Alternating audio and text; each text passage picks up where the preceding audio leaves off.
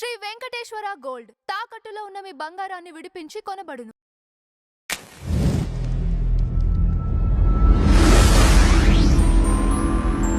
Sir నమస్కారం. శ్రీమాత్రే నమః. సార్ ప్రతి ఒక్కళ్ళ లైఫ్లో కామన్గా ఉండే కష్టాలు, Yeah. ఈ కష్టాలు పూర్తిగా తొలగిపోవాలి అంటే ఏం చేయాలి, అసలు రాకుండా ఉండాలి అంటే ఎలాంటి జాగ్రత్తలు తీసుకోవాలి? చాలా మంచి ప్రశ్న వేశారు. నేను మిమ్మల్ని ఒక ప్రశ్న వేస్తాను. మ్మ్. కష్టాలు మనుషులకు మాత్రమే వస్తాయనుకుంటారు అందరూ, అవునా కదా? అవును. కానీ మీరు రామాయణము, మహాభారతము, లలిత అమ్మవారి యొక్క ఆవిర్భావము, మ్మ్. గణపతి ఆ, రాక్షసులను సంహరించడం, పరమేశ్వరుడు రాక్షసులను సంహరించడం కూడా జరిగింది. ఇప్పుడు వాళ్ళు కూడా యుద్ధం చేశారా లేదా, పోరాడారా లేదా? యుద్ధం అంటే మనం ఏమనుకుంటాం, అబ్బా మన జీవితంలో బోల్డ్ అంత పోరాటం అవుతుందండి, ఏమిటి పోరాటం అనుకుంటాం. కానీ మనుష్యులు మాత్రమే కాదు, సాక్షాదాల అమ్మవారు కూడా పోరాడింది. మరి బండాసురుడు అన్ని లోకాలను ఇబ్బంది పెడుతున్నారని వీళ్ళందరూ పోయి అమ్మవారికి చెప్పుకుంటే అమ్మవారు వచ్చి చేసింది ఏంటండి? ఇలా మంత్రమే అలా కూర్చోలేదు, ఆవిడ కూడా ఫైట్ చేసింది. మ్మ్. త్రిపురాసుర సంహారం గురించి అందరు దేవతలు వెళ్ళి శివుడిని అడిగితే ఏం చేశాడు? శివుడు వచ్చి ఫైట్ చేశాడు. ఆయన ముందు వస్తాడు, ముందు వచ్చి ఇస్తే వాళ్ళు కన్ఫ్యూజ్ చేస్తుంటారు. ఎందుకంటే 3 పురాలు ఒక దగ్గరకు వచ్చి బాణం వదిలితే వాళ్ళ వరం అది. అప్పుడు పార్వతీదేవి చెప్తుంది, మీ అబ్బాయికి చెప్పుకొని వచ్చారా అంటే, అయ్యయ్యో మర్చిపోయానని వెళ్ళి మళ్ళీ ఆ యొక్క గణపతిని ధ్యానం చేసుకుంటే ఆయనలో నుంచే, అంటే శివుల్లోంచే గణపతి వస్తాడు. అంటే దాని అర్థం ఏమిటంటే ఆయన యొక్క పుత్రుడు కదా, అవును. ఆయనలోనే ఉన్నాడు అని. వచ్చి అప్పుడు మళ్ళీ అతని అనుగ్రహంతో గెలుస్తాడు. విష్ణువు ఎన్నిసార్లు పోరాడలేదు భూమి మీదకి? అవును. అంటే వేరే రకరకాల అవతారాలతో రకరకాల మరి. అవతారాలు వేసుకొని వచ్చి, నరసింహ అవతారంలో అయితే ఆయన ఫైటింగ్లు చేసి, రామ అవతారంలో ఫైటింగ్లు చేసి, కృష్ణ అవతారంలో జరాసంధుడు 16 సార్లు మళ్ళీ గ్యాంగులు పట్టుకొని వస్తే వాళ్ళతో ఫైటింగ్లు చేసి ఎన్ని చేయలేదు చెప్పండి? కృష్ణుడు, మనం అందరం కష్టాలు అనుకుంటాం, కృష్ణుడు చూడండి, కృష్ణుడు పుట్టడం ఆ యొక్క కారాగారంలో, పుట్టగానే చంపేస్తాడనేటువంటి మామ, మ్మ్. పుట్టిన తర్వాత పుట్టింది ఒక తల్లిదండ్రుల దగ్గర, పెరిగింది ఇంకో తల్లిదండ్రుల దగ్గర, పుట్టిన తర్వాత పెరిగే వరకు ఎవడో వచ్చి ఏదో ఒక ప్రయోగం చంపేద్దామని కృష్ణుడిని. మ్మ్. అంతకంటే కష్టాలు ఉంటాయా? మళ్ళీ అంత కష్టాలు ఉన్నాయా? లేవుగా.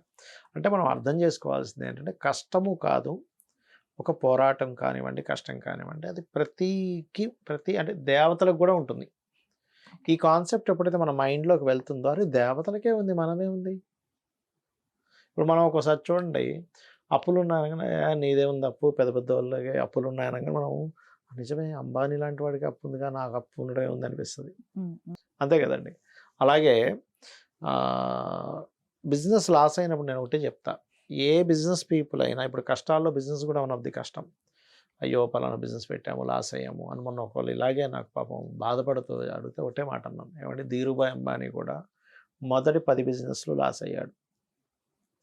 పెద్ద పెద్ద బిజినెస్ పీపుల్ అందరూ కూడా స్టార్టింగ్లో 1, 2 బిజినెస్లు లాస్ అవ్వడము, మ్మ్. కొంతకాలం లాస్లో ఉండి తర్వాత సక్సెస్ అవ్వడము జరిగింది.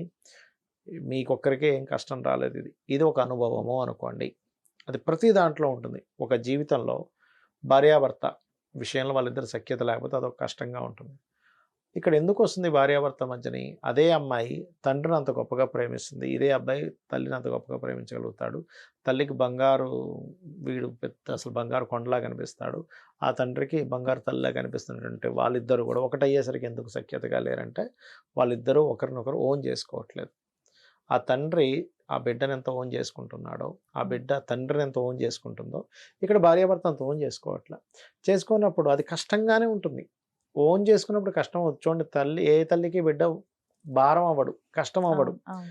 ఓన్ చేసుకోకపోవడం వల్ల కష్టం అవుతుంది. కష్టం నీకొక్కరికే కాదు, దేవతలకు కూడా వస్తుంది. వాళ్ళు కూడా కష్టపడ్డారు, ఫైట్లు చేశారు, పోరాడారు అనే విషయం నీకు క్లారిటీ లేనంతసేపు అది ప్రతిదీ కష్టంగానే ఉంటుంది. అయితే ఇది పూర్వజన్మ కర్మల వల్ల వస్తుంది. ఏ కష్టమైనా కానీ, మంచి భార్య లేదా భర్త ఉన్నా మనం సరిగ్గా చూసుకోలేదు, ఈ జన్మలో ఇబ్బంది పెట్టే వాళ్ళు వస్తారు. మ్మ్. మంచి పిల్లలున్నా సరిగ్గా చూసుకోలేదు, పిల్లలు ఇబ్బంది పెట్టి పిల్లలు పడతారు. లేదా మంచి తల్లిదండ్రులు ఉంటే మనం చూసుకోలేదు, మంచి తల్లిదండ్రులు రారు. మంచి జాబ్ ఉన్నా మనం సరిగ్గా చేయట్లేదు. కాబట్టి అయితే నేనేం చెప్తానంటే, మీకు వచ్చే కష్టం కానివ్వండి ఏదైనా పూర్వజన్మ కర్మే. సో దాన్ని మీరు యాక్సెప్ట్ చేయగలగాలి ఫస్ట్. నువ్వు యాక్సెప్ట్ చెయ్యకపోతే ఆఖరికి మీరు చూడండి, ఒక్కోసారి కొన్ని ఇళ్లలో పిల్లల్ని అరే కిందకి వెళ్ళి షాప్ వెళ్ళి రారా అంటే, అమ్మా ఏంటమ్మా నాకు చెప్తావు అని పెద్ద అసలు వాడికి పెద్ద సమస్య వచ్చినట్టు బాధపడిపోతుంటాడు. వాడు వీడియో గేమ్ ఆడుతాడు. ఎందుకంటే ఈ వీడియో గేమ్ నుంచి డిస్కనెక్ట్ అయ్యి ఎప్పుడు షాప్కి వెళ్ళి రావాలి. ఉమ్. వాడికి అదో పెద్ద విషయం అసలు అవును. కదా. ఆ, అలా ఏంటంటే మనం దాన్ని అర్థం చేసుకునే దాని మీద ఉంటుంది. అయితే ఎటువంటి కష్టం ఉన్నా సరే పోవాలి అంటే మనకు శాస్త్రం చెప్తుంది ఏమిటి అంటే చండీ పారాయణం చేయండి. ఉమ్, ఇప్పుడు రాబోయేటువంటి గ్రహస్థితులు కూడా అంత గొప్పగా లేవు కాబట్టి మీ సెల్ఫ్ కష్టాలు పక్కన పెడితే అసలు ప్రపంచ వ్యాప్తంగా ప్రళయాలు రానున్నాయి.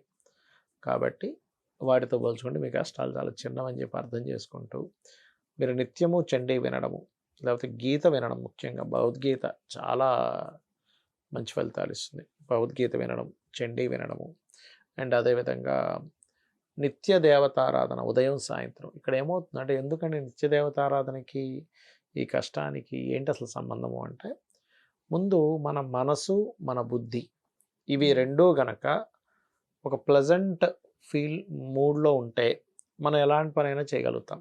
ఆ ప్లెజెంట్ మూడ్ ఇచ్చేటువంటి ఏకైక పరికరం ఏదైనా ఉందంటే అది భక్తి మార్గం ఒకటే.